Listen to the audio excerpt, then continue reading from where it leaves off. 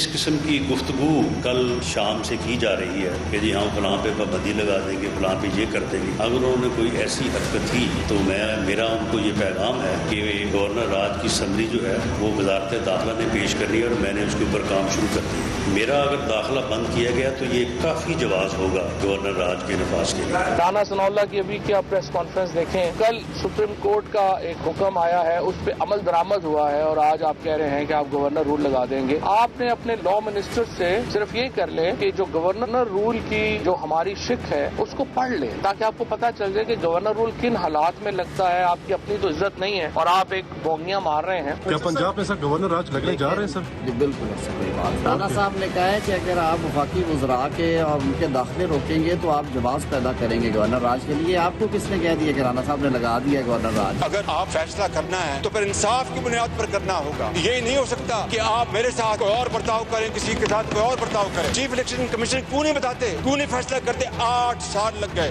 किसी ने नोटिस लिया, किसी ने सू मोटो लिया, फिर IMF से एग्रीमेंट किया और IMF की एग्रीमेंट की धज्जियां उड़ाई, खुद एग्रीमेंट किया, पाकिस्तान को डिफॉल्ट के बिल्कुल किनारे लगा दिया। किसी ने नोटिस लिया BRT पेशावर। ये बात भला खौफ तरदीद कही जा सकती है कि अरबों रुपए के गबन हुए उस पे, किसी ने कोई नोटिस नहीं लिया। सवाल ये पैदा होता है कि क्या दोहरा म्यार पर चल सकता है कि पाकिस्तान के अवाम एक रात की न्यूट्रलिटी में 70 साल का आइन शिकनी को माफ करेंगे? जो जमहूरियत के खिलाफ काम हुआ है वो कहीं से हुआ हो, वो बनकाला से या कहीं और, अब हम पे जिम्मेदारी है, इस पार्लियामान पे जिम्मेदारी कि हम इंसाफ करें। अगर हम ये काम नहीं कर सकते हैं तो फिर अब ताला लगाए नेशनल असेंबली पे।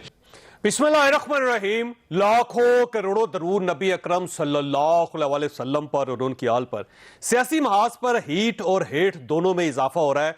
आज आप कौमी असम्बली की कार्रवाई आप देखते रहे, उसमें प्राइम मिनिस्टर ने जो खिताब किया, उनकी जो गुफ्तगू है, उनका जो लहजा है, उसके अंदर भी आपको हीट और हेट दोनों नजर आई होंगी। इमरान खान साहब अभी चंद लम्हों में कौम से खिताब कर रहे हैं और उसमें भी जो वो बात करेंगे उनका लबो लहजा भी आप देख लीजिएगा।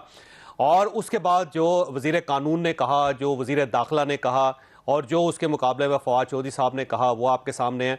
तो अब महसूस ये होता है कि इमरान खान साहब पंजाब की गवर्नमेंट नहीं तोड़ रहे, गवर्नमेंट बन गई है, अब असम्बलियाँ पंजाब असम्बली नहीं तोड़ी जाएगी। वहाँ पे हुकूमत हो गई PTI की और साथ खैबर पख्तूनख्वा में गवर्नमेंट हो गई और इन दोनों गवर्नमेंट्स की बुनियाद पे अब वो ब्लैकमेल करने की, प्रेशराइज करने की पूरी कोशिश करेंगे वफाक को। और ज़ाहिर असम्बलियाँ नहीं टूटी तो इसका मतलब ये हुआ कि वो फ्रेश इलेक्शन की तरफ भी नहीं जा रहे। और दूसरी तरफ अब जो वफाकी हुकूमत है, जो इत्तेहादी हुकूमत है, उसने ये फैसला किया है कि वो चीफ जस्टिस साहब के जो अख्तियारात हैं उनको महदूद कर दें। एक जुडिशल रिफॉर्म्स आ रही हैं और जुडिशल रिफॉर्म्स का बिल एक जॉइंट सेशन बुलवा के उससे पास करवा लिया जाएगा और वो बिल 3 नुक्तों पर मुश्तमिल होगा। एक तो चीफ जस्टिस साहब के पास जो 100 मोटो का इख्तियार है वो उनसे लेके सुप्रीम कोर्ट के हवाले कर दिया जाएगा। कम से कम 5 जजेस का बेंच बैठेगा जो 100 मोटो का फैसला किया करेगा। दूसरा, किस बेंच में किसने शरीक होना है, बेंचेस की जो तश्कील है उसका फैसला भी 5 जजेस मिलकर किया करेंगे जो सीनियर मोस्ट हैं। ये चीफ जस्टिस ऑफ पाकिस्तान नहीं कर सकेंगे। इसी तरह जो नए जजेस की तैनाती है सुप्रीम कोर्ट ऑफ पाकिस्तान के अंदर, और उसके लिए भी अब एक पूरा पैनल बनेगा और वही पैनल फैसला करेगा। चीफ जस्टिस के पास ये इख्तियार नहीं होगा।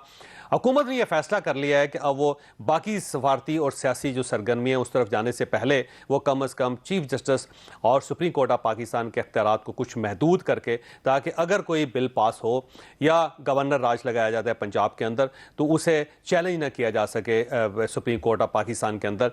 तो अब वफाकी हुकूमत उस तरफ जा रही है और साथ साथ वो एक गवर्नर राज के समरी भी तैयार कर रही है। लेकिन उससे पहले जो अदलिया के अख्तियारात उनको महदूद किया जाएगा ताकि चीफ जस्टिस साहब उस पर 100 मोटो ना ले सकें। और अगर गवर्नर राज को चैलेंज किया जाए तो कम अज़ कम जो बेंच बने वो 3 जजेस पे मुश्तमिल ना हो, ज़्यादा जजेस पे मुश्तमिल हो। तो वो हुकूमत उस तरफ जा रही है। दूसरी तरफ इमरान खान साहब ने भी लड़ाई का आगाज़ कर दिया। तो ऐसा महसूस होता है कि दोनों तरफ से लड़ाइयाँ चल रही हैं और इस लड़ाई के दौरान सिर्फ और सिर्फ एक विक्टिम है और उस विक्टिम का नाम है पाकिस्तान। नुकसान सिर्फ पाकिस्तान का हो रहा है। आप माशी अमूर को देख लीजिए, आप जो डिप्रेशन है मुल्क के अंदर उसको देख लीजिए, आप समाजी मामलात को देख लीजिए, आप मार्केट को देख लीजिए, हर जगह पे आपको पाकिस्तान सवाल पजीर होता हुआ नज़र आ रहा है। सिर्फ एक ही चीज़ बढ़ रही है, उसको कहा जाता है हेट और उसको कहा जाता है हीट। सिर्फ सियासी महाज पे हम तरक्की कर रहे हैं, बाकी हर मामले में हम जवाल पजीर हैं। आज का शो एक दिलचस्प शो होगा जिसमें हमारे साथ तजियाकार हैं, मज़हर अब्बास साहब हैं, सीनियर सहाफ़ी हैं, और हफीज़ुल्लाह नियाज़ी साहब सीनियर सहाफ़ी हैं, तजियाकार हैं, रज़ा रूमी हमारे दोस्त हैं, सीनियर सहाफ़ी हैं, तजियाकार हैं। आप इनको सुनते रहते हैं और इनका पाकिस्तान के जो भी इशूज़ हैं उनकी नब्ज़ पर हाथ है। रज़ा रूमी साहब, सबसे पहले आपकी तरफ आऊँगा। सर ये फरमाइए, ये जो चीफ जस्टिस के इख्तियारात कम करने का फैसला हो रहा है, इससे मामलात कुछ दुरुस्त हो जाएंगे या फिर आपका ख्याल ये कि मामलात खराबी की तरफ जाएंगे? शुक्रिया जनाब, मुझे इनवाइट करने के लिए। मामलात जो हैं वो दुरुस्त नहीं होंगे। ये टाइमिंग जो है मेरे ख्याल से मुनासिब नहीं है। ये जो कुछ हो रहा है ज़ाहिर बात है रिएक्शन में हो रहा है और एक चांस लिया जा रहा है कि जो बेंचों के ऊपर जो एतराज़ात किए पीडीएम की जमातों ने और जो हालिया तारीख़ में फ़ैसले आए हैं, लेकिन देखिए कोई भी इस तरह की इस्लाहात के लिए एक तरह की एक बुनियादी सियासी इस्तेहकाम, एक इन्वायरमेंट, एक माहौल की ज़रूरत होती है जो इस वक्त मैसर नहीं। इस वक्त जो मरकज़ी हुकूमत है, आज शहबाज शरीफ साहब की तकरीर का आपने हवाला दिया, वो बिल्कुल महसूर होकर रह गई है। आप देखिए कि चारों सूबों में इस वक्त PMLN की गवर्नमेंट नहीं है और जो पंजाब स्पेशली जहां पर PMLN की सपोर्ट बेस है और खैबर पख्तूनख्वा जो दारुल खिलाफे के बिल्कुल अगब में है, वहां पर PTI की हुकूमत या PTI की कोलिशन हुकूमत है। और यहाँ पर ये जो हमने अदलिया का मूड भी देखा है, जो उनके मतवातिर फैसले आ रहे हैं, अगर ये पार्लियामेंट कुछ करती भी है तो मेरा ज़ाती ख्याल है, हो सकता है मैं गलत साबित हो जाऊं, मेरा ज़ाती ख्याल है कि वो चल नहीं सकेगा। अगर आपको याद हो इफ्तिखार चौधरी साहब ने जो 18वीं तरमीम के बाद जो मतलब ये हुआ कि सुप्रीम कोर्ट में चैलेंज हो जाएगा वो ये बिल, और सुप्रीम कोर्ट ऑफ पाकिस्तान उसको दोबारा पार्लियामेंट की तरफ भिजवा देगी, उड़ा के फेंक देगी जनाब। उसकी वजह ये है कि इस वक्त शहबाज शरीफ साहब की हुकूमत और उनके इत्तेहादियों की हुकूमत जो है वो घेराव में है। एक तरफ इमरान खान साहब का पॉपुलिज्म है, दूसरी तरफ इदारों की अदम सपोर्ट की वजह से ये एक लड़खड़ाती हुई डूबती नैया है। इससे जितनी जल्दी वो छुटकारा हासिल करें, उनके अपने हक में है।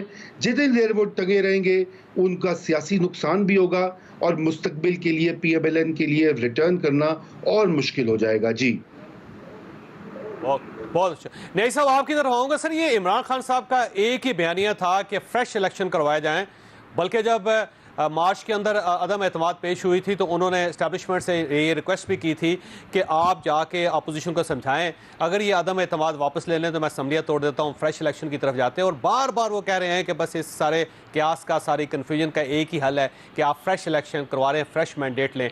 लेकिन अब जब पंजाब में उनकी हुकूमत बनी है तो अब वो फ्रेश इलेक्शन की तरफ नहीं जा रहे, क्योंकि अगर वो चाहते तो पंजाब गवर्नमेंट तोड़ दें और साथ खैबर पख्तूनख्वा की असम्बली तोड़ दें। जब दोनों टूट जाएंगी तो उसके बाद फ्रेश इलेक्शन की तरफ जाएंगे, लेकिन अब वो जा नहीं रहे। तो ये तजाद नहीं है। देखें जी, पहली बात तो यह है कि फ्रेश इलेक्शन का जो नैरेटिव है वो बड़े अरसे से रिट्रीट पे है। जब उन्होंने 25 मई की लॉन्ग मार्च, वो कॉल जो थी उनकी वेल कैलकुलेटेड थी नहीं थी, लेकिन ये मानना पड़ेगा कि उस कॉल के लिए उन्होंने कम से कम 35 से 40 जलसे किए। पेशावर से लेकर कराची तक उन्होंने कैंपेन। सब आप रुकिएगा, इमरान खान साहब का खिताब है वो सुन लीजिए, उसके बाद दोबारा यहीं से कंटिन्यू करेंगे। यहाँ पे लेंगे छोटी सी ब्रेक और ब्रेक के बाद दोबारा जरूरत।